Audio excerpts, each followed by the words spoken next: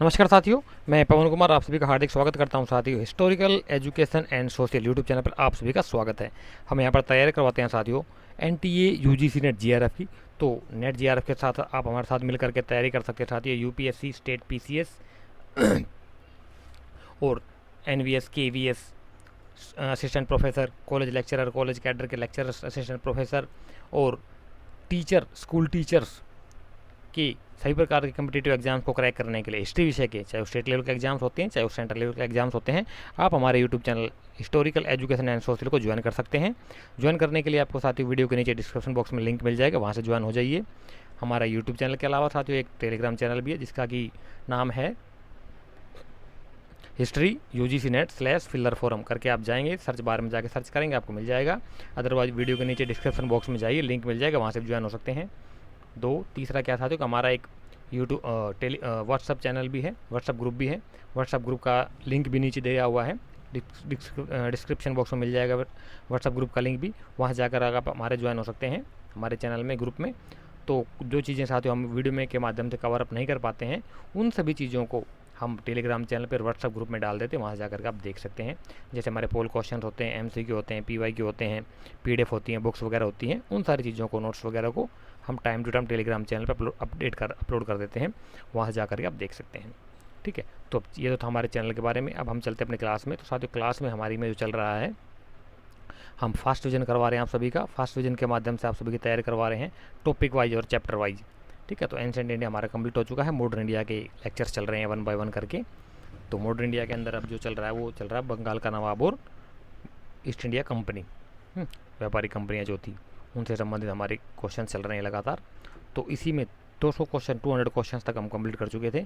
आज का जो क्वेश्चन है फर्स्ट 201 200 फर्स्ट क्वेश्चन, वो कहता है, क्या कहता है कि बंगाल में कंपनी के नियंत्रण को वैधानिकता कैसे प्राप्त हुई, बताइए। 4 ऑप्शन दिए हुए हैं, 4 ऑप्शन से आपने एक राइट ऑप्शन चूज करना है और कमेंट बॉक्स के माध्यम से पुट अप करना है कि राइट आंसर क्या होगा।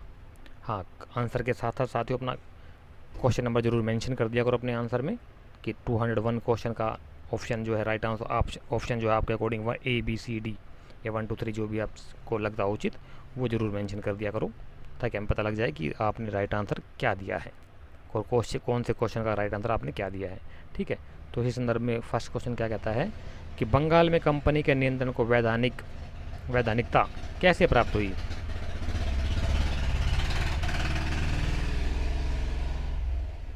तो जो वैधानिकता प्राप्त हुई थी वो कैसे, किस प्रकार से प्राप्त हुई थी, बताइए। 4 ऑप्शन दिए हुए, 4 ऑप्शन में आपने बताना क्या हुआ था।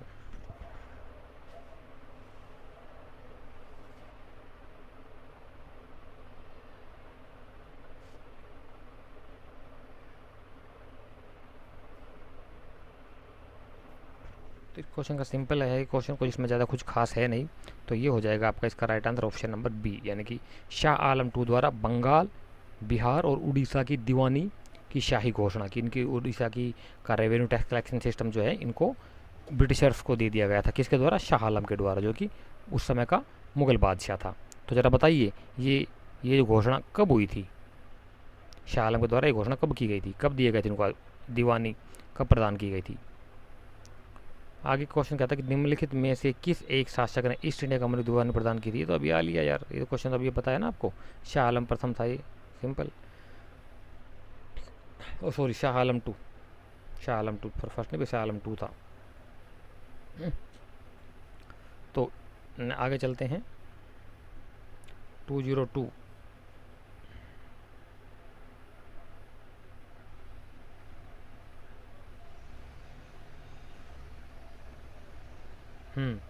ये ऑप्शन आ गया आपके सामने। क्वेश्चन क्या कहता है 203, सम्राट शाह आलम II ने ईस्ट इंडिया कंपनी को बंगाल, बिहार तथा उड़ीसा की दीवानी प्रदान की थी, कब प्रदान की थी, डेट आ गई है, बताइए साथियों कब प्रदान की गई थी।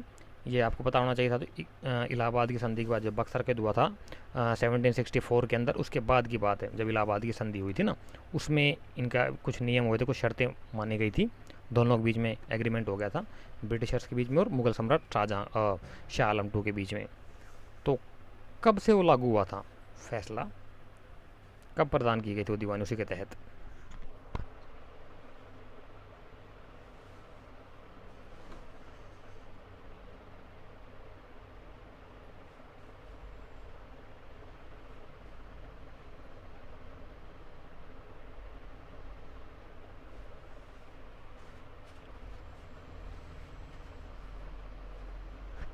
तो इस क्वेश्चन का जो राइट आंसर हो जाएगा साथी वो हो जाएगा आपका ऑप्शन नंबर बी, यानी कि 12 अगस्त 1765 को बी राइट आंसर हो जाएगा इस क्वेश्चन का। किस गवर्नर जनरल के कार्यकाल में ईस्ट इंडिया कंपनी को शहनशाह शाह आलम द्वारा बंगाल, बिहार तथा उड़ीसा में दीवानी अधिकार दिए गए? यानी कि जब ये संधि हुई थी उस समय गवर्नर जनरल कौन था ब्रिटिश ईस्ट इंडिया का, बताइए।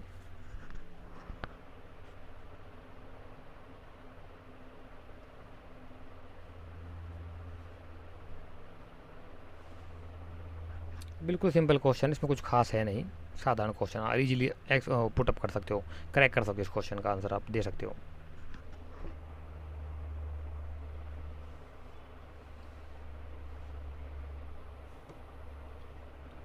तो इस क्वेश्चन का जो राइट आंसर होगा साथी वो हो जाएगा आपका ऑप्शन नंबर बी, यानी कि रॉबर्ट क्लाइव था उस समय, क्योंकि लॉर्ड कॉर्नवालिस 1793 के बाद में आया था, वेलाजली तो बहुत ही बाद में आया था, विलियम बेंटिक तो उसके बाद में आया था।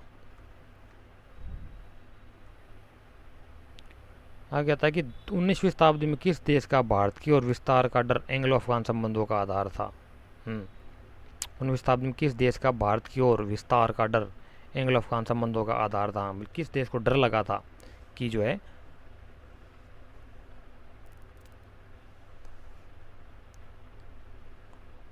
हाँ उसने अफगानों के साथ और अंग्रेजों के साथ मिल करके, और जो इंग्लैंड के लोगों का अफगान लोगों के साथ संबंध हुआ था, उसके आधार पर कौन से देश ने भारत के ऊपर वो किया था, मतलब करने की संभावना थी, डर था कि कौन सा देश इधर आ सकता है।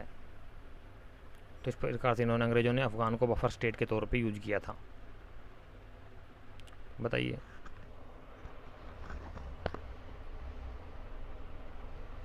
ऐसे क्वेश्चन को ना आपको थोड़ी ज्योग्राफी पढ़नी चाहिए, ज्योग्राफिकल थोड़ा सा पढ़ना चाहिए कि फ्रांस तो बहुत दूर है, फ्रांस तो यूरोप के अंदर पड़ जाता है आपका, ये तो बहुत दूर है, ये तो आ ही नहीं सकता। अफगानिस्तान के अंदर उतनी हैसियत थी नहीं जो ये आ जाएगा। अफगानिस्तान के ऊपर तो कब्जा हो गया था एक तरह से बाद में आगे चलकर अंग्रेजों का, हालांकि बहुत बुरी तरह मार पड़ी थी अंग्रेजों को, वहाँ पर भी भागना पड़ा था। ठीक है, ईरान भी काफ़ी दूर था, उस अंग्रेजों का ईरान तक वहाँ पर कोई था नहीं। तो कुल मिलाकर के आपका रूस एक ऐसा एकमात्र ऐसा देश था जिसको कि जिसका डर था, रूस का डर था, क्योंकि रूस बहुत बड़ा साम्राज्य था, है ना। रूस का डर था कि इनको ब्रिटिशर को कि कहीं ये कब्जा ना कर ले इंडिया के ऊपर, इस चीज़ को लेकर इनको डर था। भारतवर्ष में ब्रिटिश साम्राज्य का संस्थापक कौन था? ब्रिटिश साम्राज्य की स्थापना किसने की थी भारत के अंदर, बताइए।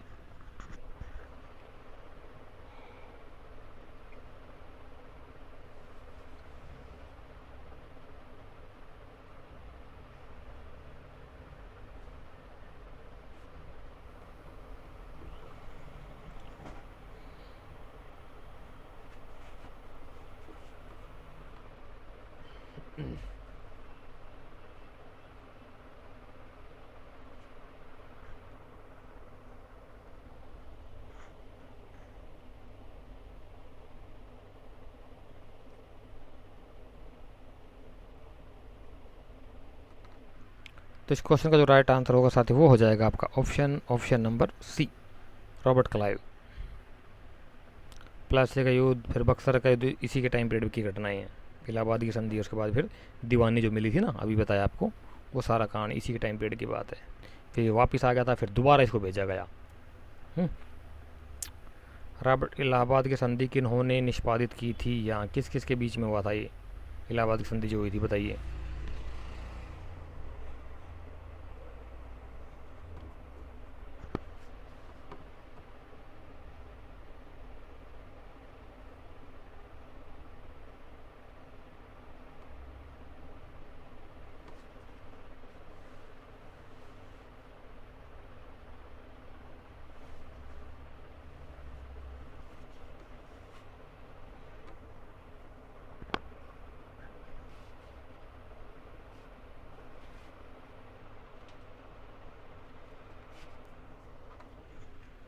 तो इस क्वेश्चन का जो राइट आंसर हो जाएगा साथी वो होगा आपका option number B. Simple question है यार। रॉबर्ट क्लाइव ब्रिटिशर्स की तरफ से था, शुजाउद्दौला अवध का नवाब था, और शाह आलम ये मुगल बादशाह थे, इन तीनों के बीच में हुई थी।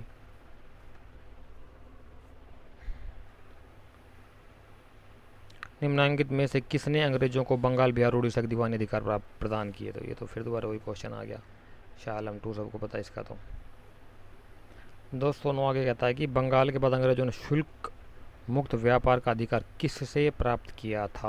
हाँ, बंगाल के बाद अंग्रेजों ने शुल्क मुक्त व्यापार यानी फ्री ट्रेड एक प्रकार से, ठीक है ना, जो कोई इम्पोर्ट एक्सपोर्ट ड्यूटी नहीं लगती ना, उसे कहते हैं शुल्क मुक्त व्यापार, फ्री ट्रेड एक प्रकार से, का अधिकार किससे प्राप्त किया था।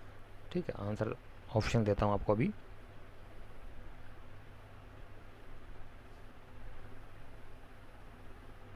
बताइए किससे प्राप्त किया था अधिकार शुल्क मुक्त ट्रेड का, व्यापार का।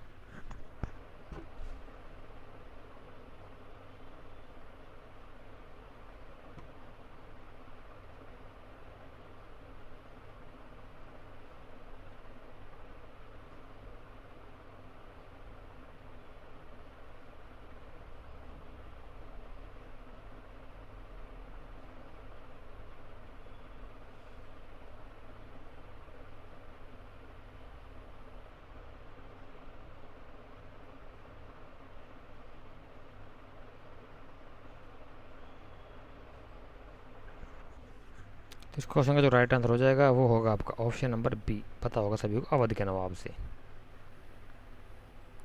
अंग्रेजी ईस्ट इंडिया कंपनी को बंगाल, बिहार और उड़ीसा की दीवानी का अनुदान 1765 ईस्वी में किसके साथ हुई संधि में प्राप्त हुआ था। बताइए किसके साथ संधि हुई थी जब इनको फ्री ट्रेड का, ये क्या बोलते हैं, तीनों स्टेट राज्यों की दीवानी का अधिकार प्रदान किया गया था। तो संधि जो हुई थी वो किसके साथ हुई थी। बंगाल, बिहार और उड़ीसा की दीवानी 1765 की बात है, बताइए।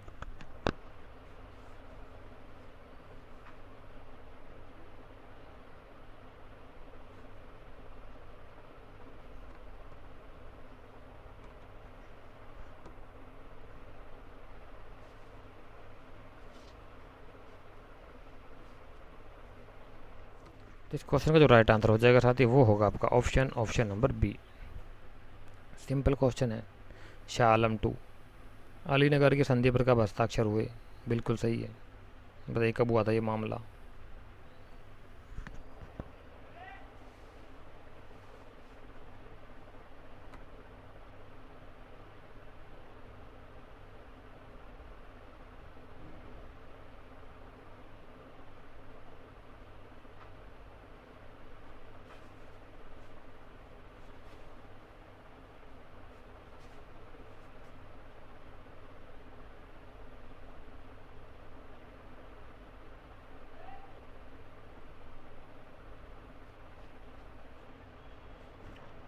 तो क्वेश्चन का 211 का क्वेश्चन जो राइट आंसर होगा साथी वो हो जाएगा आपका ऑप्शन नंबर सी, यानी कि फरवरी 1757 की बात है ये।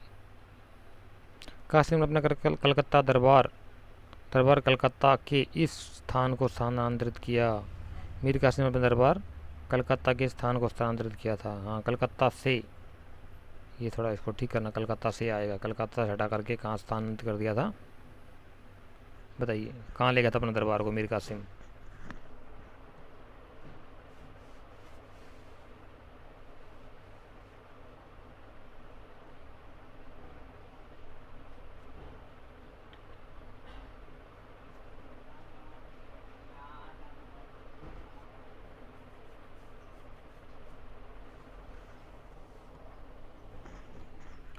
तो इसका जो राइट आंसर होगा साथी वो हो जाएगा आपका ऑप्शन नंबर सी, यानी कि मुंगेर। निम्न में से किसने अपनी राजधानी मुर्शिदाबाद से मुंगेर स्थानांतरित की थी। बंगाल का ही नवाब था, कौन सा था जिसने कि अपनी राजधानी मुर्शिदाबाद से मुंगेर स्थानांतरित की थी। मुर्शिदाबाद जो है ये बंगाल में है, और मुंगेर जहाँ तक मेरा ख्याल है ये होगा आज के बिहार प्रदेश में।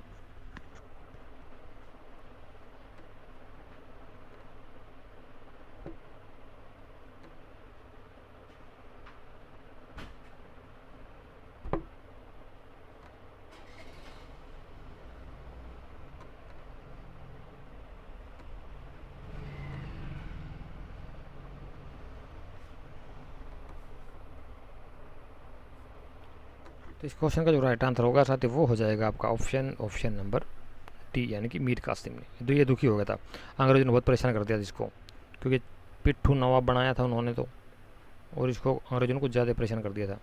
आगे तक जिसके शासनकाल में ब्लैक होल दुर्घटना घटित हुई, शासक का नाम क्या है, बताइए। हाँ, ये बहुत इंपॉर्टेंट है, ये घटना घटी थी आपके पहले आप चलो ऑप्शन दे दिए हैं आपको, आप आंसर करो, फिर बताता हूँ क्या है इसकी राम कहानी।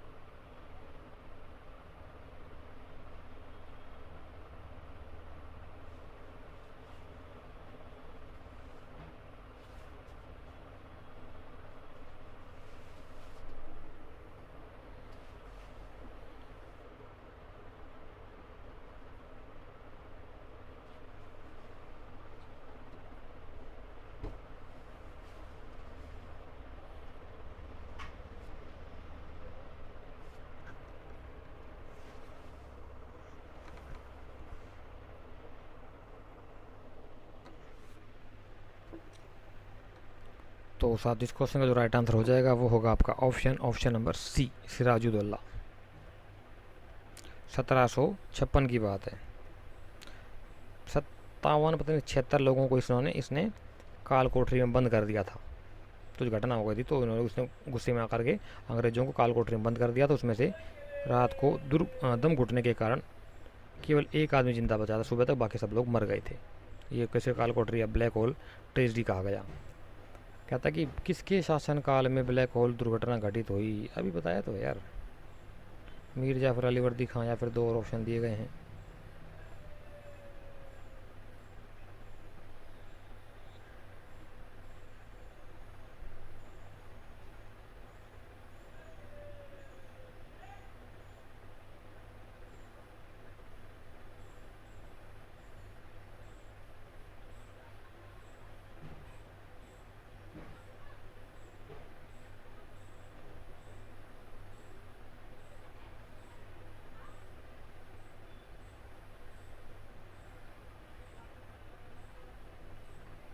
मीर जाफर अली वर्दी खां, या फिर दो शासक इधर दिए हुए हैं, सिराजुद्दौला मीर कासिम, बताइए।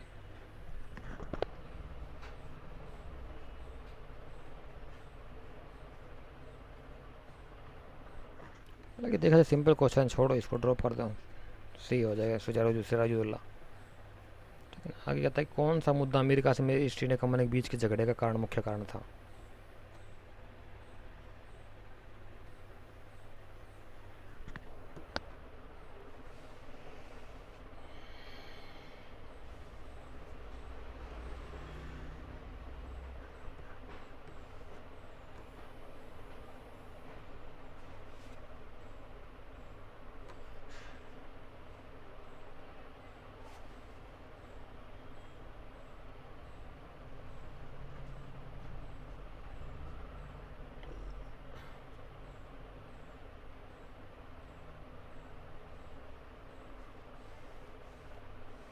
क्वेश्चन का राइट आंसर हो जाएगा आपका ऑप्शन नंबर सी, कंपनी द्वारा अंतर्देशीय व्यापार का पूर्ण समापन। बंगाल के इन जिलों की पहचान कीजिए जिनके राजस्व का को 1760 ईस्वी में ब्रिटिश ईस्ट इंडिया कंपनी को स्थानांतरित करके मीर कासिम ने बंगाल की नवाबी प्राप्त की थी। हाँ, कौन कौन से जिले उनको दे दिए थे ब्रिटिश ईस्ट इंडिया कंपनी को 1760 में मीर कासिम ने, उसके बदले में फिर वो उसको नवाब बनाया गया था। ये छोटे लोग थे, नवाब थे ना, ये दूरदर्शी नहीं थे, मतलब छोटे मतलब दूरदर्शी नहीं थे, छोटी सोच के लोग थे। अपना फ़ायदा देखने के नवाब मुझे बनना, बाकी देश चाहे बाढ़ में जाए, और वही हुआ। वो नवाब तो बन गया लेकिन बाद देश चला गया, बाद उसकी नवाबी भी चली गई, उसको हटा दिया फिर। सिराजुद्दौला को, फिर मीर जाफ़र को, फिर मीर कासिम को, बारी बारी करके सब ने धीरे धीरे करके शिकंजा कसते गए ब्रिटिशर्स, और एकदम फिर बाद में पूरा बंगाल कब्जा लिया, बिहार और बंगाल ना। 1765 इलाहाबादी संधि में बक्सर के युद्ध के बाद 1764 की। तो बताइए कौन कौन से ज़िले दिए थे उन्होंने।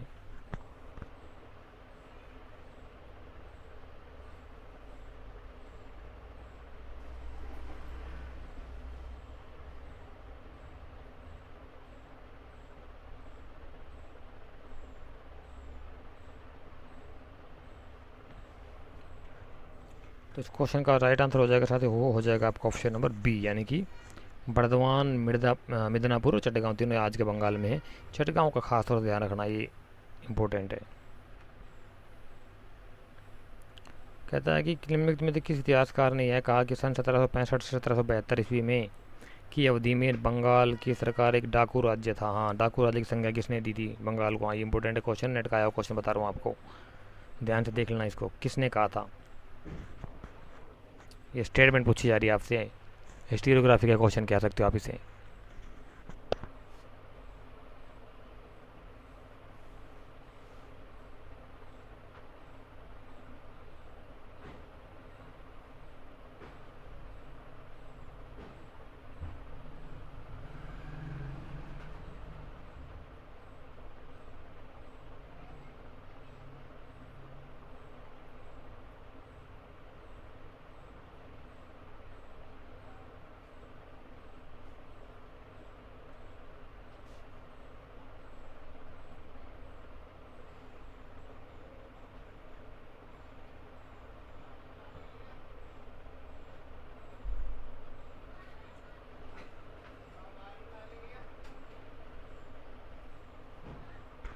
इस क्वेश्चन का जो राइट आंसर होगा साथ वो होगा आपका ऑप्शन नंबर बी।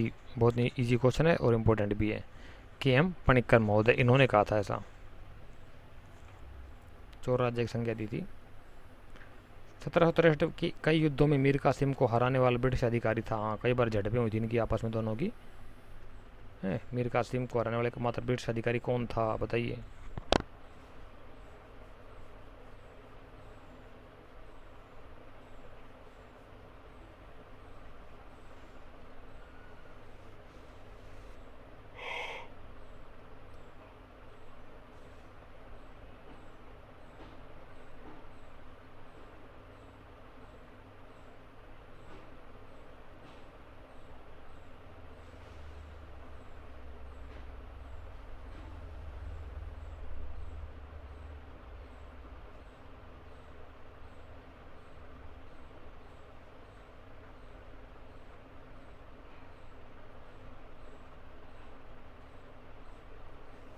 तो इस क्वेश्चन का जो राइट आंसर होगा वो हो जाएगा आपका साथी ऑप्शन नंबर बी, यानी कि मेजर हेक्टर मुनरो, ये है इसका राइट आंसर।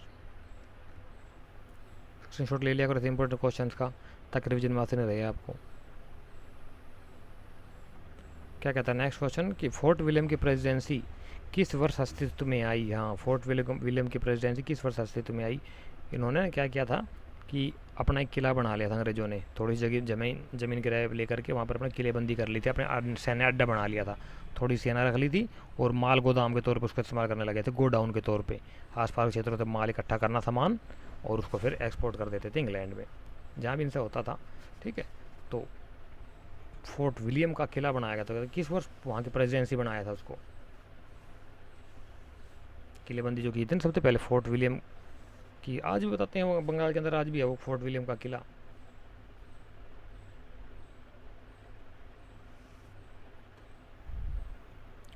तो ये हुआ था आपका ऑप्शन नंबर बी, यानी 1700 में।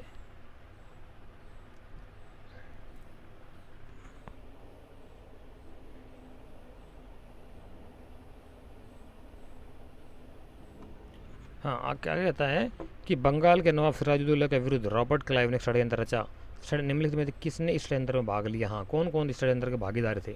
ये ना इंडियन सारे घटिया लोग होते हैं, ये बिकाऊ लोग होते थे कुछ इंडियंस, अपनी वो चाहने के लिए, अपनी सत्ता कब्ज करने के लिए देश को बेचने के लिए तैयार हो जाते थे। तो षड्यंत्र के साथी कौन कौन थे। ऑप्शन ए दिया हुआ मीर जाफर तथा अमीन चंद्र, और तीन ऑप्शन आपको आगे दिखाता हूँ।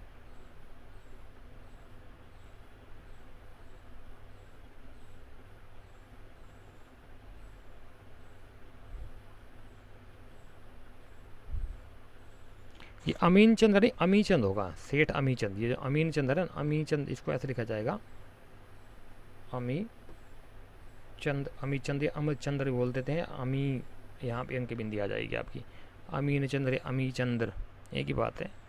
अमी चंद्र भी मिलेगा कहीं कहीं, कहीं आपको अमीन चंद या कहीं कहीं अमीन चंद्र, तो थोड़ा प्रोनाउंसिएशन में गड़बड़ी की वजह से हो जाता है। तो बताइए कौन कौन शामिल थे उसमें।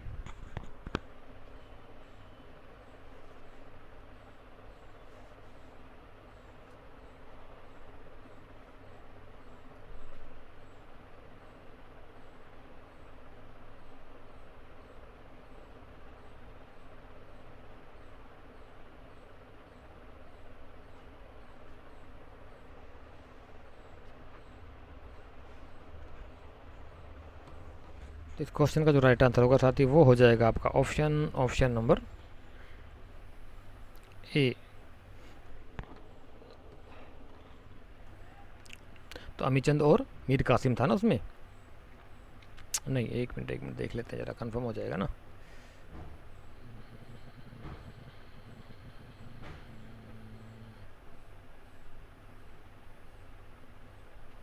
मीर जाफ़र था अमीर चंद, हाँ मीर जाफ़र था वो, ना कि मीर कासिम। ठीक है ठीक है, मीर जाफ़र और अमीर चंद इसके समय शामिल थे ये लोग। तो आगे चलते हैं।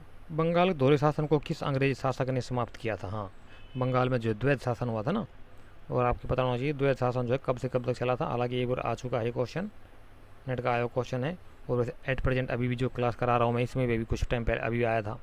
लेकिन कुछ लोगों ने ध्यान नहीं दिया होगा उसके ऊपर, कोई बात नहीं। देखते कितने लोगों को याद है, कुछ लोग कितने लोग भूल गए। बंगाल के दोहरे शासन को किस अंग्रेजी शासक ने समाप्त किया था बताइए साथियों, और कब किया था ये बताइए। और हाँ, ये देख लेना इसका कि टाइम पीरियड क्या, द्वैध शासन जो था है उसका टाइम पीरियड क्या था, किसने टाइम से कितने टाइम के बीच में वो चला था।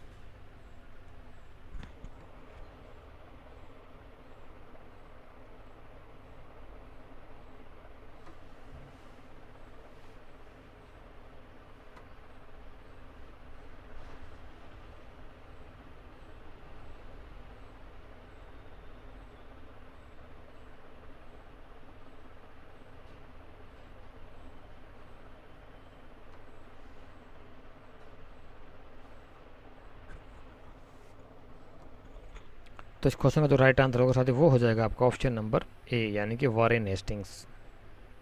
इसने किया था वारेन हेस्टिंग्स, और आपका वारेन लॉर्ड हेस्टिंग्स, ये दो हुए हैं मिलते जुलते सम का, एक ही नाम के। टाइम पीरियड इनका दोनों का अलग अलग हुआ। ये वारेन हेस्टिंग्स था, वो बाद में आने वाला लॉर्ड हेस्टिंग्स था। ठीक है, तो इनको दोनों देख लेना, दोनों में काफ़ी डिफरेंस है टाइम पीरियड में और कामों में भी। आगे कहता है कि निम्नलिखित में से किस स्थान समूह की जमींदारी इब्राहिम खान ने अंग्रेज़ों को बख्श दी थी? तब ये भी ना तगड़े ही वो थे बादशाह। तो इन भाई साहब ने, इमरान खान ने अंग्रेज़ों को बख्श दी, जागीर दे दी थी, जमींदारी दे दी थी। कौन कौन से स्थानों को दी थी?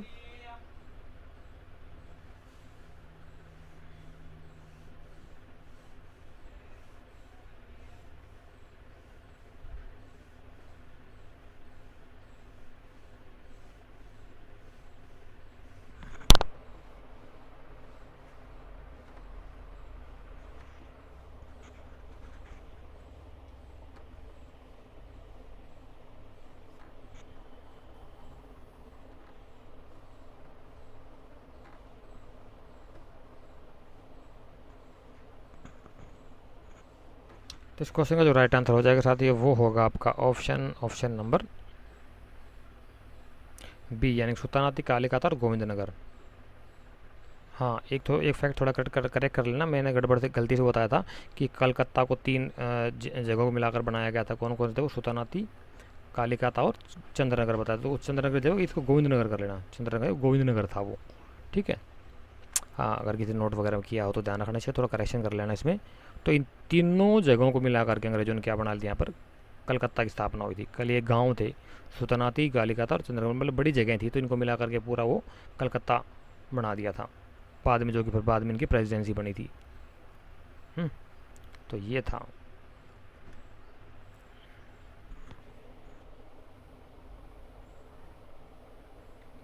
क्या कहता है आगे? आगे कहता है कि क्राफ्ट क्लब जिस रूप में पहली बार बंगाल आया वह था, यानी कि बंगाल जब वो आया था तो वो किस रूप में आया था, उसकी ड्यूटी क्या थी? फोर्ट विलियम के गवर्नर के रूप में, मद्रास के गवर्नर पिगट के पॉलिटिकल एजेंट के रूप में, एक सिविल सर्वेंट के रूप में, या फिर कलकत्ता का पर पुनः कब्जा करने वाले अभियान दल के नेता के रूप में? पहली बार की बात कर रहा है, ध्यान रखना चीज़ का, दो बार आया था ये।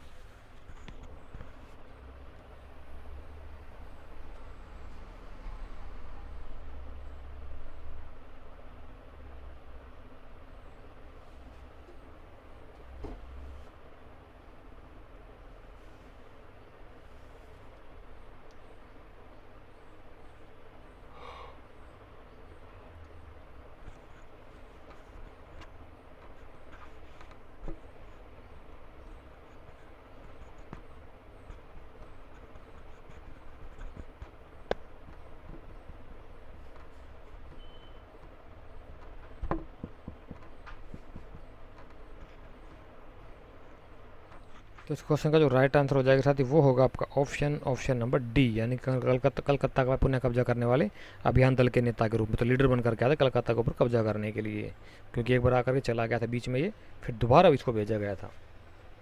इन्होंने काफ़ी अच्छा काम किया।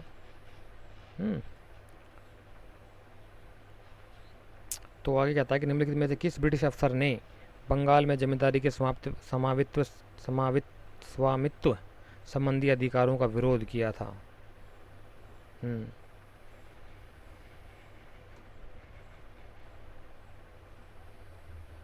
हाँ, मालिकाना हक को लेकर के ना इसने विरोध किया था। कुछ लोग अच्छे भी होते हैं ना हर जगह, कुछ दुश्मनों में भी कुछ दोस्त मिल जाते हैं, है ना, और कुछ दोस्त होते हैं वो भी गद्दारी कर जाते हैं। तो सब तरह के लोग हैं, आदमी को पहचाना और परख आपको आनी चाहिए अच्छे और बुरों की।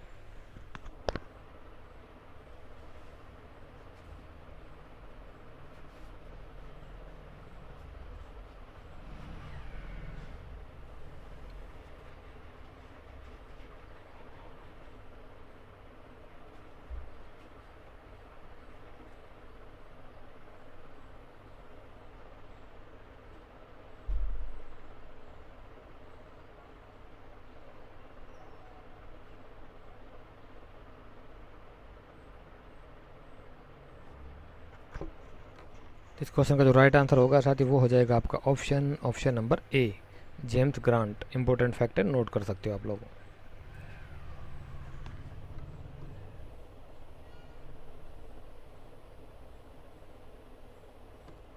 आगे कहता है कि दीवानी से अंग्रेजों को किसका अधिकार प्राप्त हुआ? हाँ, जो दीवानी मिली थी इनको 3 जगहों की, वो इससे अंग्रेजों को वास्तविक रूप में किस चीज़ का अधिकार प्राप्त हुआ था, क्या करने का अधिकार राइट्स इनको मिल गए थे?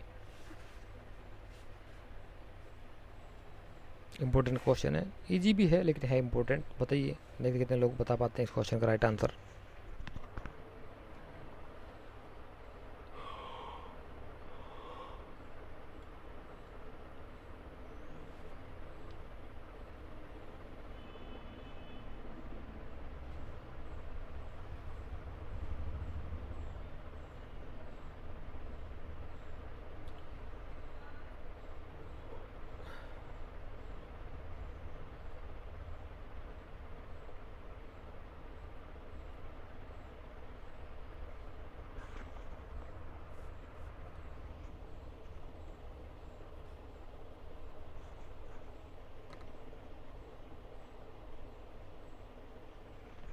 तो इस क्वेश्चन का जो राइट आंसर हो जाएगा साथ ही वो होगा आपका ऑप्शन नंबर ए, राजस्व वसूलने का।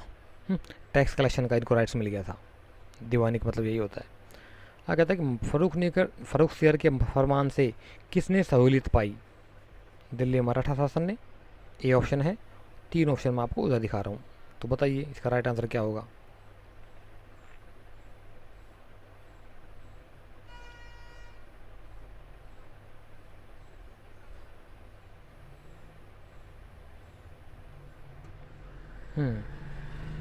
बताइए इसका राइट आंसर क्या होगा इस क्वेश्चन का।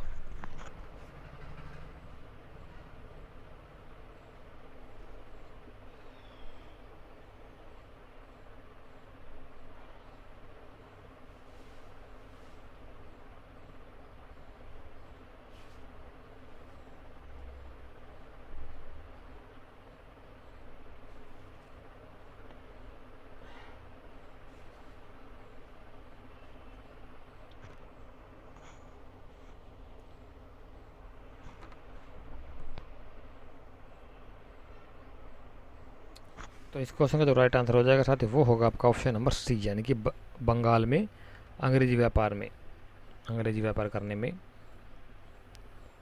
बेनिफिट हुआ था इनको। आगे आता है 228 क्वेश्चन, बंगाल में किस नवाब ने ईस्ट इंडिया कंपनी को मिदनापुर का क्षेत्र प्रदान किया था? मिदनापुर आज भी जो है जिला है, एक डिस्ट्रिक्ट है बंगाल का। कहता है कि बंगाल किस नवाब ने ईस्ट इंडिया कंपनी को मिदनापुर का क्षेत्र प्रदान किया था? किसने दे दिया था, कौन सा नवाब था वो जिसने मिदनापुर को दे दिया था अंग्रेजों को?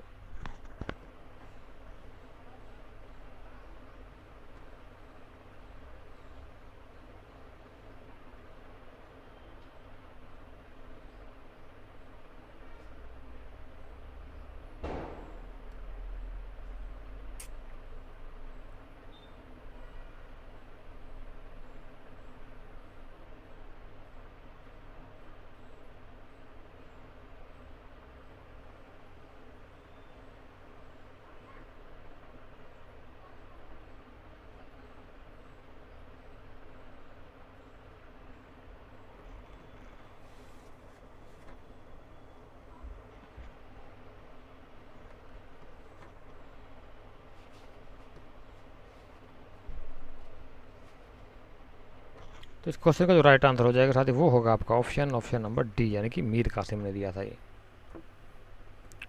क्वेश्चन नंबर नेक्स्ट 229 कहता है कि निम्नलिखित में से कौन नवाब सिराजुद्दौला के प्रति स्वामी भक्ति में विशिष्ट था।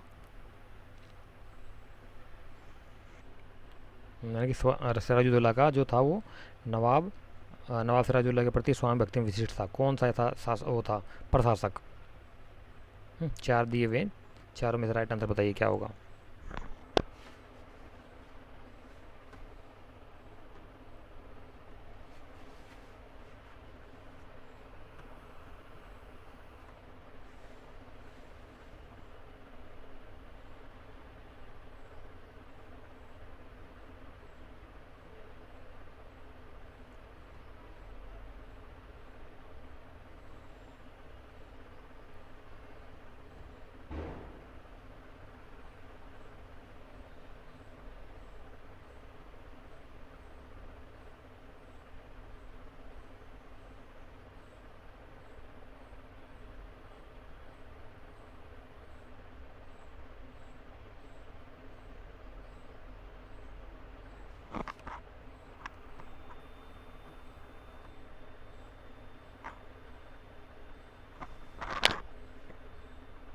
तो इस क्वेश्चन का जो राइट आंसर हो जाएगा साथ ही वो क्या होगा आपका option number C, Mir Madan.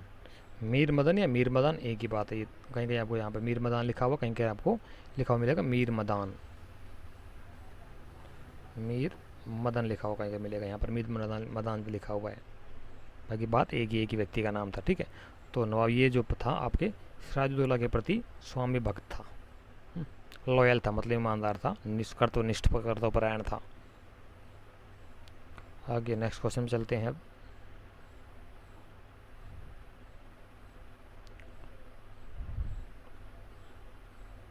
Next question कहता है कि बंगाल के किस नवाब ने यूरोपियनों की तुलना मधुमक्खियों से की थी। हाँ, ये बहुत इंपॉर्टेंट फैक्ट है, नेट का आया हुआ क्वेश्चन है इसमें से कि अगर उनको छेड़ोगे तो मधुमक्खियों को तुम्हें काट काट कर मार डालेंगी, है ना, ऐसी स्टेटमेंट आई थी ना। तो इसी प्रकार से दूसरी कहता है कि बंगाल किस नवाब ने यूरोपियनों की तुलना जो है मधुमक्खियों से की थी। बताइए साथियों।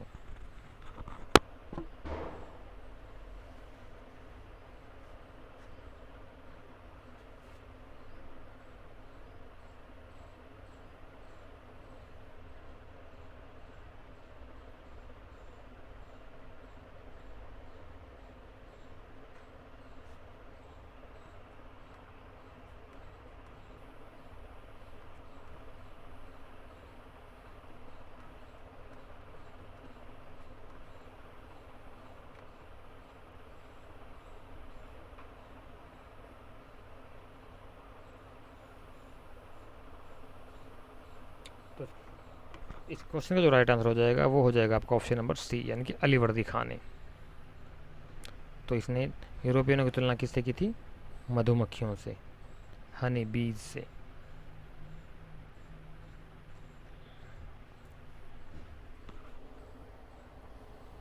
तो ये कुछ क्वेश्चन थे साथियों जिनको हमने 1 बाय 1 करके सॉल्व किया आपके सामने, step by step, topic by topic हम चल रहे हैं। एग्जाम तक हमारा इसी सिलसिला चलता रहेगा। अगर आपके हमारा काम साथियों आप सभी को अच्छा लगता हो तो हमारी वीडियो को लाइक कीजिए, चैनल को मैक्सिमम शेयर कीजिए और सब्सक्राइब कर लीजिए जिन्होंने नहीं किया है, और लोगों को और बेल आइकन को जरूर प्रेस कर लीजिए साथ, ताकि जब भी हम यहाँ पर कोई नई वीडियो अपलोड करते हैं उसका नोटिफिकेशन आपको टाइम टू टाइम मिलता रहे। तो नेक्स्ट वीडियो में फिर दोबारा मुलाकात होगी, तब तक के लिए साथियों आप हमारे साथ बने रहिए, अपनी स्टडी में कंटिन्यू लगे रहिए, हम आपके साथ हैं। Thank you so much class attend करने के लिए। जय हिंद और जय भारत। धन्यवाद साथियों।